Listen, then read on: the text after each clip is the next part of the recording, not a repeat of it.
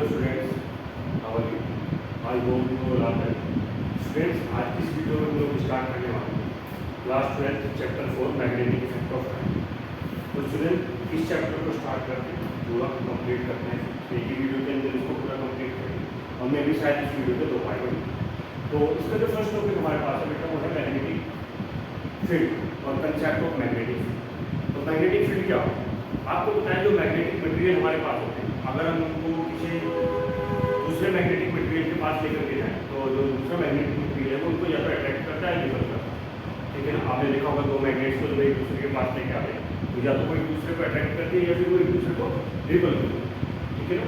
This means हम लोग बोल सकते हैं कि किसी भी मैग्नेट के अराउंड कोई भी अगर मैग्नेट हमारे पास है, जैसे मैग्नेट मेरे पास है NS, ठीक है, नॉर्थ ऑफ साउथ, वो एक मैग्नेट मेरे पास है।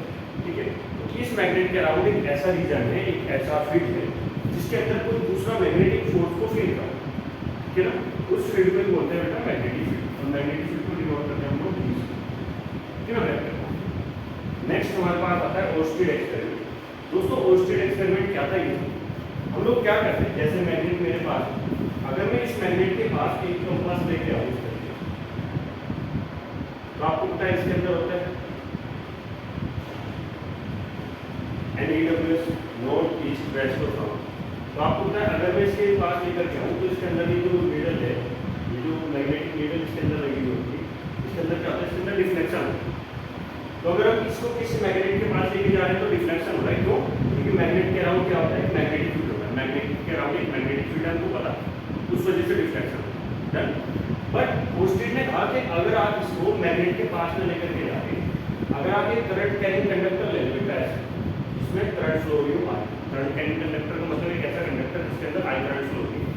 अगर आप उसको इस मैग्नेटिक कंपास को अगर आप इसके पास लेके आएंगे तो इसके अंदर भी डिफ्लेक्शन होगा, तब भी इसके अंदर डिफ्लेक्शन होगा। तो ओर्स्टेड का एक्सपेरिमेंट यही था कि जैसे मैग्नेट के अराउंड मैग्नेटिक फील्ड जनरेट होता है, ऐसे ही किसी करंट कैरिंग कंडक्टर के अराउंड मैग्नेटिक फील्ड जनरेट होता है, जिसमें करंट कैरिंग कंडक्टर से भी मैग्नेटिक फील्ड प्रोड्यूस किया जा सकता है। ये उनका एक्सपेरिमेंट है। नेक्स्ट हमारे पास जो टॉपिक है वो है बेटा बायोसेवर्ट और मोस्ट इंपोर्टेंट बायोसेवर्ट। जो साइंटिस्ट थे उन्होंने बताया कि किसी भी करंट कैरिंग कंडक्टर के बीच आप कितना मैग्नेटिक फील्ड होगा, उसके मैग्नेटिक फील्ड को आप कैलकुलेट करें। According to Biot Savart, the magnetic field due to a current carrying conductor is directly proportional to currents, is directly proportional to length element, is directly proportional to sine of the theta between DL and R, and is inversely proportional to the distance between point and current carrying conductor। ये जो R है point B और current carrying conductor के बीच का distance, ठीक है ना? इन सब इक्वेशंस को कंबाइन करेंगे then dB directly proportional to ideal sin theta को R स्क्वायर, ठीक है ना? प्रोपोर्शनलिटी सिंबल लगाते हैं तो उसमें लेके आते हैं dB equal to 0.4 pi ideal sin theta को R स्क्वायर, और इन वेक्टर फॉर्म में आएगा dB equal to 0.4 pi ideal vector cross R vector upon R। जब आप इसको ओपन करेंगे देन ये होगा DL R sin थीटा, ठीक है ना? और फिर R से का कैंसिल हो जाएगा, देन ये हो जाएगा ideal sin theta upon R, ठीक है ना? ये small amount of magnetic field है। Total amount of magnetic field calculate करने के लिए इसको इंटीग्रेट करें, तो इंटीग्रेशन करेंगे तो इधर से ये हट जाएगा बेटा, ठीक है ना? अभी तो मैं लिख देता हूँ और फिर इसको ऊपर लिखते हैं तो यहाँ से क्या होगा, ये हट जाएगा और फिर इंटीग्रेशन से हो जाएगा, वो आपको एप्लीकेशन करना होगा। तो ये है बायोसेवर्ट। जिसमें बायोसेवर्ट रूल है, बायोसेवर्ट रूल एक सिंपल रूल है जिसका यूज करके आप कैलकुलेट कर सकते हैं the magnitude of magnetic field due to a current carrying conductor, कि किसी करंट कैरिंग कंडक्टर की वजह से कितना मैग्नेटिक फील्ड आता है। Next is application of Biot Savart. Biot Savart लेके कौन कौन सी एप्लीकेशन है उनको डिस्कस करते हैं। तो फर्स्ट जो सबसे स्टार्टिंग वाली एप्लीकेशन हमारे पास है वो है magnetic field due to a long current carrying conductor. एक लॉन्ग करंट कैरिंग कंडक्टर की वजह से कितना मैग्नेटिक फील्ड जनरेट। अगर आपके पास बेटा एक लॉन्ग करंट कैरिंग कंडक्टर है, ठीक है ना, और आपको उससे कुछ डिस्टेंस पे पॉइंट है, R डिस्टेंस से पॉइंट B, और आपको उसके लिए मैग्नेटिक फील्ड कैलकुलेट करना है, तो उसका जो जनरल फॉर्मूला होता है B equal to mu not I upon 4 pi R, ठीक है ना, sin φ1 प्लस sin φ। ये म्यू नॉट अपॉन 4 पाई की वैल्यू में लिख देता हूँ। ये म्यू नॉट अपॉन 4 पाई की जो वैल्यू होती है बेटा मैग्नीट्यूड में 10 to the power -7, mu not upon 4 pi की वैल्यू आप याद रखिए, म्यू नॉट अपॉन 4 पाई, ठीक है ना? और I क्या है, current in the current carrying conductor, R distance between current carrying conductor and point, ठीक है। और फाइव वन और फाइव के लिए मैं डायग्राम में आपको बताऊंगा। फाइव वन और फाइव टू बेटा जैसे करंट कैरिंग कंडक्टर है और आपने ऐसे आर डिस्टेंस पे पॉइंट भी कंसिडर किया, तो इस करंट कैरिंग कंडक्टर का जो ऊपर वाला एंड है ये इसके साथ जो एंगल बनाता है आर के साथ, ये फाइव वन, ठीक है ना। और इसका जो लोअर वाला एंड है वो इसके साथ कितने एंगल बनाता है, ये बेटा आपका फाइव। क्लियर है? तो ये हो जाएगा B equal to mu not I upon 4 pi R sine five one plus sine five. ऐसे ही अगर आपके पास जो कंडक्टर है उसकी लेंथ क्या हो जाएगी, इनफाइनाइट, तो इनफाइनाइट हो जाएगी, ये एंड भी इनफाइनाइट पे चला जाएगा, ये भी इनफाइनाइट। तो फाइव वन और फाइव टू दोनों इक्वल हो जाएंगे 99 डिग्री। तो उस कंडीशन में जो मैग्नेटिक फील्ड आएगा वो आएगा mu not I upon 2 pi R. और अगर ये पॉइंट जो है ये दोनों एंड में से किसी एक के पास रखा हो, जिसमें से जो पॉइंट ये है अगर इस वाले एंड के पास रखा हो या फिर इस वाले एंड के पास रखा हो और वायर आपकी इनफाइनाइट लेंथ की, तब मैग्नेटिक फील्ड कितना हो जाएगा, mu not I upon 4 pi R. Clear हुआ? इसको याद रखेंगे थोड़ा सा। इसको ये तब है अगर इनफाइनाइटली लॉन्ग है पॉइंट बीच में रखा है तो mu not I upon 2 pi R. Infinitely long है पॉइंट किसी एक एंड पे रखा है तो mu not I upon 4 pi. अब बात करते हैं कि आप मैग्नेटिक फील्ड को कैलकुलेट कैसे कर सकते हैं। तो मैग्नेटिक फील्ड को कैलकुलेट करने के लिए हम लोग यूज करते हैं right hand rule. Right hand rule में हम लोग क्या करते हैं, जिस डायरेक्शन में करंट फ्लो होगी उस डायरेक्शन में थंब रखते हैं। जिस पॉइंट पर आपको मैग्नेटिक फील्ड कैलकुलेट करना है उस पॉइंट पे फिंगर रखते हैं। फिर जब आप इसको कर्ल करोगे तो जिस डायरेक्शन में आपकी फिंगर कर्ल हो वो डायरेक्शन किसको बेटा, मैग्नेटिक फील्ड। जैसे अगर मैं बात करूँ magnetic field due to the current carrying conductor at point P, तो पॉइंट पी के लिए मुझे क्या करना है, करंट की डायरेक्शन में थंब रखना है, पॉइंट पे फिंगर रखनी है। जब मैं इसको कर्ल करूँगा ऐसे तो मेरा हैंड जो है वो अंदर की तरफ जाएगा। अंदर के लिए क्या लिखते हैं, इनवर्ट, और इनवर्ट के लिए क्रॉस साइन से रिप्रेजेंट करते हैं। बट अगर ये पॉइंट इधर हो जाए बेटा पॉइंट क्यू, तो इसके लिए करंट अपवर्ड डायरेक्शन में है तो अपवर्ड थंब रखेंगे, पॉइंट क्यू ऐसे, देन इसमें आउटवर्ड डायरेक्शन में बाहर की तरफ के लिए हम लोग यूज करते हैं ये वाला। ये रूल तो राइट हैंड रूल से आप लोग कैलकुलेट कर सकते हैं डायरेक्शन ऑफ मैग्नेटिक। तो बायोसेवर्ट लॉ की जो सेकंड एप्लीकेशन है वो है हमारे पास magnetic field on the axis of a circular loop. जिसमें आपके पास एक सर्कुलर लूप है जिसका रेडियस कितना बेटा है, स्मॉल आर, और इसके अंदर करंट कितना फ्लो हो रहा है, आई, ठीक है ना। इसके सेंटर ओ से एक्स डिस्टेंस पे पॉइंट है बेटा, पॉइंट पी, जिसका आपको कैलकुलेट करना है मैग्नेटिक। तो आप क्या करेंगे, इसका एक स्मॉल पार्ट कट करेंगे, पहले इस स्मॉल पार्ट की वजह से यहाँ पे मैग्नेटिक फील्ड कैलकुलेट करेंगे, उसके बाद इसको क्या करते हैं, टोटल के लिए इसको इंटीग्रेट, समझ आया, ये वन। तो इसके लिए जो मैग्नेटिक फील्ड आता है एट पॉइंट बी, उसका जो जनरल फॉर्मूला है वो है B equals to mu not I R square upon 2 R square plus x square raise to power 3/2, where mu not permittivity of free space, I current in the circular loop, R radius of circular loop, again R radius of circular loop, and x is the distance of point from the center of circle, x है उसकी distance, clear हुआ ना। अब इसमें अगर आपको अगर इसमें अभी तो ये एक ही टर्न था हमारे पास, अगर नंबर ऑफ टर्न्स हमारे पास कितने हो जाए, कैपिटल है, इफ नंबर ऑफ टर्न्स कितने हो जाए, कैपिटल है, देन जो टोटल मैग्नेटिक फील्ड बनेगा वो बनेगा mu not N I R square upon 2 R square plus x square power 3/2, ये बन जाएगा बेटा उसका। ये हुआ।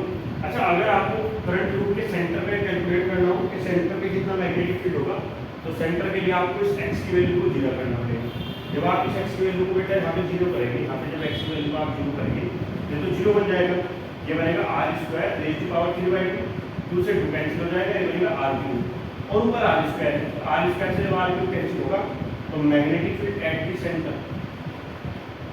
द सेंटर की जो वैल्यू आएगी वो आएगी mu naught I upon 2r, ये याद रखिए इंपॉर्टेंट फॉर्मूला, ये सेंटर के लिए mu naught I upon 2r। तो ये बायोसेवर्ट लॉ था। बायोसेवर्ट लॉ की दो एप्लीकेशन हमने की, एक एप्लीकेशन हमारे पास है एप्लीकेशन ऑफ बायोसेवर्ट लॉ, ठीक है, और magnetic field due to current carrying conductor, और दूसरा एप्लीकेशन हमारे पास है magnetic field on the axis of the circular loop. ये इंपॉर्टेंट टॉपिक है, याद रखना, इसमें न्यूमेरिकल्स आते हैं बेटा, ठीक, कैसे यूज करना है वो मैं आप लोगों को सिखा देता हूँ।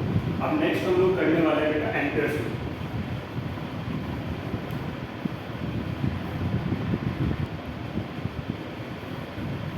नेक्स्ट जो टॉपिक हमारे पास है वो बेटा एम्पियर्स लॉ। एम्पियर्स लॉ क्या बोलता है, एम्पियर लॉ भी एक मेथड है कैलकुलेट करने का मैग्नेटिक फील्ड, ठीक है, तो due to current carrying conductor, ठीक है। तो कैसे करते हैं इसको, ये स्टेटमेंट होगा, the line integral of a magnetic field around any closed loop is equal to mu naught times of the total current enclose field. जिसमें अगर आपके पास एक करंट कैरिंग कंडक्टर है ऐसे आई करंट फ्लो है और इस करंट कैरिंग कंडक्टर के अराउंड आपको किसी पॉइंट पी पे मैग्नेटिक फील्ड कैलकुलेट करना, देन सबसे पहले आप एक सिमेट्रिकल लूप बना लीजिए जिसको बोलते हैं एम्पीरियल लूप ऐसे, ठीक है ना, और उसकी रेडियस कंसीडर कर लीजिए कितनी है आप, ठीक है ना। तब ये जो बोलता है कि इस वायर की वजह से इस पॉइंट पी पे जो मैग्नेटिक फील्ड होगा, इस मैग्नेटिक फील्ड का इस लूप के लिए जो क्लोज लाइन इंटीग्रल होगा डी डॉट डी, वो इस लूप के अंदर जो करंट फ्लो होगी, यानी इस लूप में जो करंट एनक्लोज कर रखी है उस करंट का क्या हो जाएगा बेटा, म्यू नॉट टाइम्स इसमें से लिखना the line integral of magnetic field along the close loop is equal to mu naught times of the current enclose field, ठीक है। उसके अंदर जो टोटल एनक्लोज करंट होगी उसका कितना हो जाएगा, ये म्यू नॉट टाइम्स हो जाएगा, ठीक है बेटा। इसको प्रूफ करते हैं। इसको प्रूफ करने के लिए आपने क्या किया, आपने कंसीडर किया आपके पास एक infinitely long current carrying conductor है, इससे आर डिस्टेंस का आपको एक पॉइंट है, पॉइंट पी, इस पॉइंट पी का आपको मैग्नेटिक फील्ड कैलकुलेट करना है। करंट में की जो डायरेक्शन है वो अपवर्ड है, तो जाहिर सी बात है फ्रॉम राइट हैंड रूल, इसके अंदर जो मैग्नेटिक फील्ड आएगा पॉइंट पी पे वो इनवर्ट आएगा, ठीक है ना। तो कैलकुलेट करते हैं, करेक्ट। तो अगर हम लिखें मैग्नेटिक फील्ड ड्यू टू, या हम डायरेक्टली लिख लेते हैं इसको प्रूफ कर रहे हैं बेटा, ठीक है। इसको प्रूफ कर रहे हैं एम्पियर्स लॉ को कि हाँ ये वास्तव में होता है। तो हमारे पास एक करंट कैरिंग कंडक्टर है, उसमें पॉइंट पे कितना होगा, पॉइंट मैग्नेटिक फील्ड होगा। हम क्या करते हैं, इस मैग्नेटिक फील्ड का एक क्लोज लाइन इंटीग्रेशन ले लेते हैं अलोंग दिस क्लोज पाथ, ये क्लोज पाथ है ये वाला, इस क्लोज पाथ के लिए इसका लाइन इंटीग्रेशन, ठीक है ना। तो ये किसके इक्वल होगा, इंटीग्रेशन होगा। अब आपको पता है अगर मैं इस पॉइंट की बात करूँ तो ये लूप ऐसे है, ऐसे आप इसको प्लेन से ऐसे निकाल करके देखो, वायर ऐसे और वायर के अराउंड ये लूप ऐसे, तो इस पॉइंट पे जो डायरेक्शन ऑफ मैग्नेटिक फील्ड होगा वो भी इनवर्ट ही होगा, और जो डायरेक्शन ऑफ डीएल आप कट करेंगे इसके लिए वो भी कैसा होगा, इनवर्ट, यानी कि दोनों के बीच में एंगल कितना हो जाएगा बेटा, 0, और cos 0 की वैल्यू कितनी हो जाएगी, B D L cos 0 degree, और close integration of B D L cos 0 की वैल्यू होगी 1 बी डी एल, ठीक है ना। और ये कितना हो जाएगा, क्लोज इंटीग्रेशन ऑफ, अब एक infinitely long current carrying conductor है, उससे आर डिस्टेंस पे कोई पॉइंट है, पॉइंट पी, तो इस पे कितना मैग्नेटिक फील्ड होगा, ये हम अभी कैलकुलेट करके आए बाय सेवन टू, तो ये होता है हमारा mu not I upon 2 pi R के ऊपर, ठीक है ना बेटा। इनफाइनाइटली लॉन्ग अगर आपके पास है, ठीक है, इनटू डी। अब क्योंकि म्यू नॉट अपॉन 2 पाई तो कांस्टेंट है, करंट जो एक बार वायर में फ्लो होगी वो भी कांस्टेंट है, आप वायर से पॉइंट के बीच की डिस्टेंस, तो ये सब तो कांस्टेंट है, तो mu not I upon 2 pi R आ जाएगा बेटा बाहर, और close integration of DL. Close integration of DL क्या है, ये जो आपके पास सर्कुलर लूप था इसका पूरा सर्कमफ्रेंस, तो इसकी वैल्यू कितना हो जाएगी, इसकी वैल्यू हो जाएगी 2 pi R, this means close integration of D dot DL. ये जो आ रहा है close integration of D dot DL left hand side पे चला हुआ, ये किसके इक्वल हो जाएगा, ये हो जाएगा mu not I upon 2 pi R, और इसकी वैल्यू कितनी होगी बेटा, 2 pi R integration of DL, और ये इससे कैंसिल हो जाएगा, और आपके पास आ जाएगा close integration of D dot DL is equals to mu not I, ठीक है बेटा। Close integration of D dot DL किसके इक्वल आएगा, म्यू नॉट आई। तो इस टाइप से आप क्या कैलकुलेट कर सकते हैं, आप एम्पियर लॉ को प्रूव कर सकते हैं। तो हमने प्रूव कर दिया यहाँ एम्पियर लॉ। अब हम लोग स्टार्ट करते हैं एप्लीकेशन ऑफ एम्पियर लॉ, और एप्लीकेशन ऑफ एम्पियर लॉ में सबसे पहले हम कैलकुलेट करेंगे magnetic field due to long straight wire, ठीक है, और उसके बाद हम लोग कैलकुलेट करेंगे बेटा मैग्नेटिक फील्ड इनसाइड ए सोलेनोइड, ठीक है ना। हम कैलकुलेट करेंगे मैग्नेटिक फील्ड इनसाइड ए सोलेनोइड एक्टिव, ठीक है। चलिए तो सबसे पहले कैलकुलेट करते हैं मैग्नेटिक फील्ड ड्यू टू ए दो स्ट्रेट वायर करंट है। तो हमारे पास एक लॉन्ग स्ट्रेट वायर है जिसके अंदर करंट फ्लो हो रहा है आई, और इससे आर डिस्टेंस पे पॉइंट है कि इस पॉइंट पर आपको मैग्नेटिक फील्ड कैलकुलेट करना है। तो हमने बताया कि कितने पॉइंट पे मैग्नेटिक फील्ड कैलकुलेट करने की सबसे पहले आप क्या ड्रॉ करेंगे बेटा, गॉसियन सरफेस।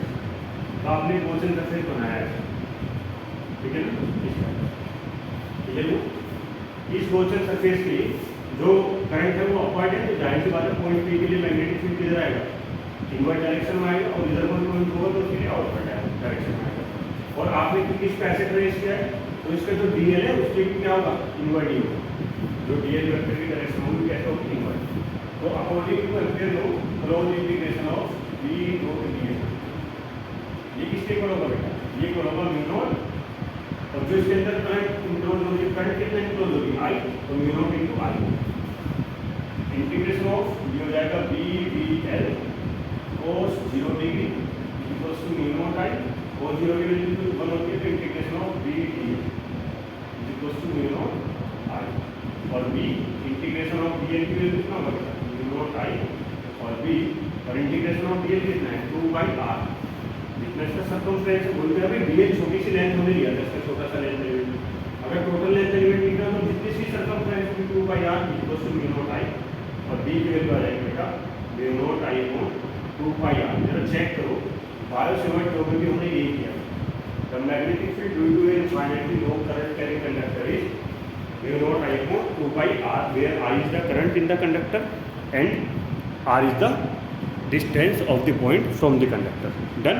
नेक्स्ट एप्लीकेशन हम लोग इसकी करते हैं magnetic field due to a solenoid. तो magnetic field due to a solenoid calculate करने के लिए सबसे पहले आपको समझना होगा कि सोलेनोइड होता है। तो सोलेनोइड क्या होता है फ्रेंड्स, सोलेनोइड में हम लोग क्या करते हैं, एक इंसुलेटिंग मटेरियल के ऊपर इस तरीके से, एक मैग्नेटिक मटेरियल के ऊपर इस तरीके से कंडक्टिंग वायर से हम लोग ऐसे लपेट देते हैं। इस स्ट्रक्चर को बोलते हैं लोग तो सोलेनोइड। तो सोलेनोइड में मान लिया हमारे पास एक सोलेनोइड जिसमें करंट फ्लो होगी दोस्तों स्टार्ट, यानी करंट इस पॉइंट पे है बाहर की तरफ, हम लोग बाहर की ओर और इस पे अंदर, ठीक है। अब जब करंट यहाँ पे ऐसे आएगा बाहर की तरफ आउटवर्ड डायरेक्शन में, तो इसके लिए जो मैग्नेटिक फील्ड होगा वो इसके चारों ओर मैग्नेटिक फील्ड ऐसा आएगा, ऐसे, ठीक है ना, ऐसे घूमेगा मैग्नेटिक, यानी कि यहाँ पे ऐसे होगा मैग्नेटिक, ऐसे घूमेगा, ठीक है ना। इस वाली वायर के लिए भी ऐसे मैग्नेटिक फील्ड होगा, इसके लिए भी ऐसे मैग्नेटिक फील्ड होगा, ऐसे।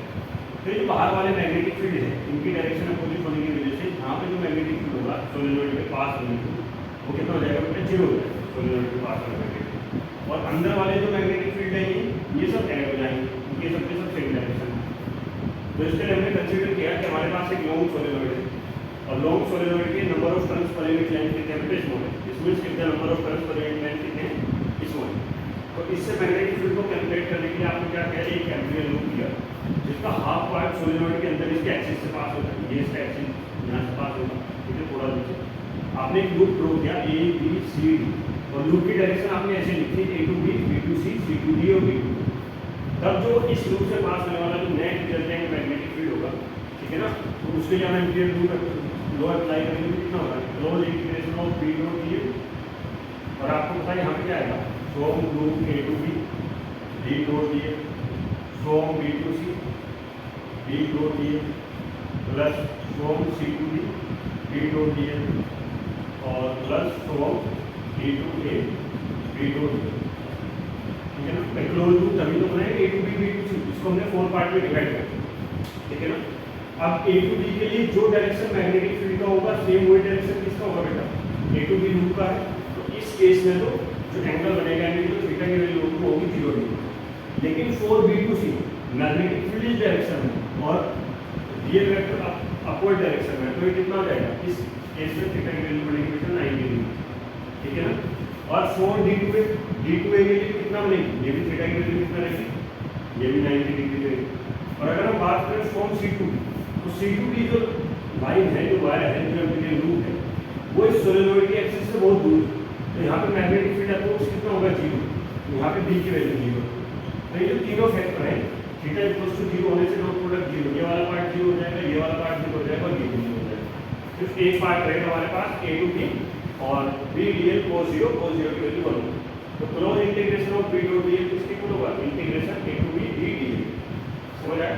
और integration of B dot D L किसके इक्वल हो जाएगा, बी एल, जहाँ पे एल क्या है बेटा, ए से बी तक की जो लेंथ है ना वो एल है हमारे पास, तो देखो। उसके बाद number of turns per unit length कितने हमारे पास, स्मॉल है, तो total number of turns in length कितना हो जाएगा, एन एल हो जाएगा। भाई एक यूनिट लेंथ में कितना है, तो एन लेंथ में कितना होगा, एन एल। दस द करंट, अब एक वायर में करंट फ्लो होगी आई, तो टोटल नंबर ऑफ टर्न्स कितने, एन एल, तो टोटल में कितनी करंट फ्लो होगी, दस का टोटल करंट कितना एन आई है। डन। अब हम एम्पियर लॉ अप्लाई करेंगे। आपको पता है कि close integration of B dot D किसके को लाया म्यू नॉट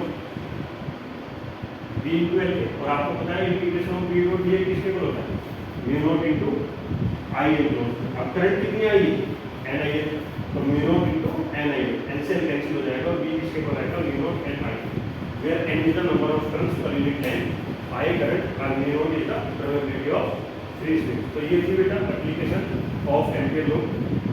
ठीक है ना।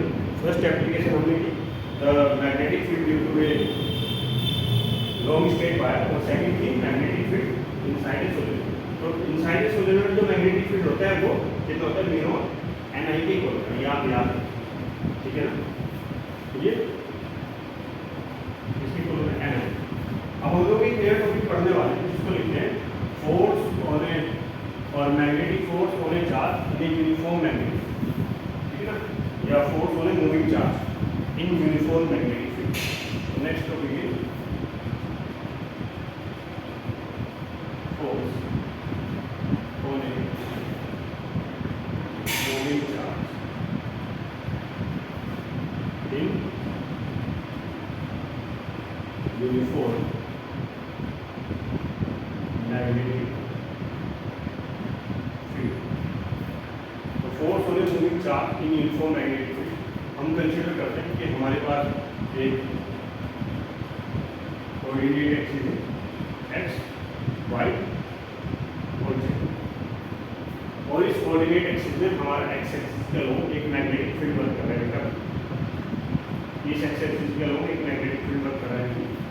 और हमने क्या किया, इस एक्सिस के साथ एक थीटा एंगल बनाते हुए एक चार्ज हमारा मोशन करता है, चार्ज है क्यू, और वो इसके साथ कितना एंगल बनाना बेटा थीटा।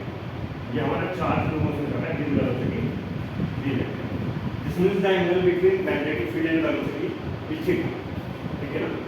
दैट द फोर्स और मैग्नेटिक फोर्स, जो मैग्नेटिक फोर्स आया ना ऐसा, ये मैग्नेटिक फोर्स डायरेक्टली प्रोपोर्शनल होता है मैग्नीट्यूड ऑफ चार्ज, ये मैग्नेटिक फोर्स डायरेक्टली प्रोपोर्शनल होता है velocity of charge, magnetic force directly proportional होता है magnetic field of charge, and magnetic field is directly proportional to sine of angle between velocity and magnetic. इन सब equations को जब combine करते हैं तो हमारे पास आता है मैग्नेटिक फोर्स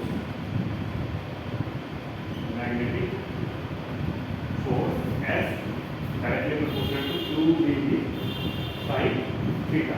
प्रोपोर्शनलिटी साइन हटाते हैं, कांस्टेंट ले जाते हैं, कांस्टेंट की एक्सपेरिमेंट वैल्यू होती है मान, यहाँ से फोर्स की वैल्यू आती है क्यू वी साइन थीटा।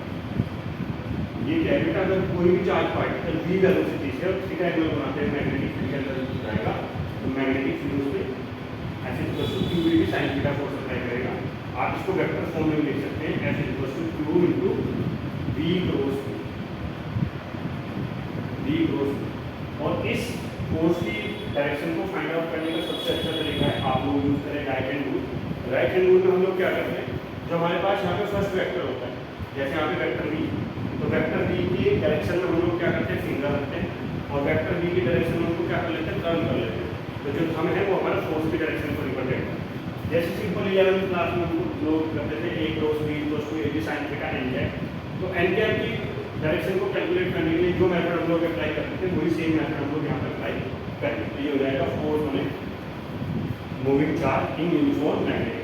अच्छा, अगर यहाँ पे मैग्नेटिक फील्ड के साथ साथ इलेक्ट्रिक फील्ड भी बढ़ते हैं तो मैं उसको भी लिख देता हूँ,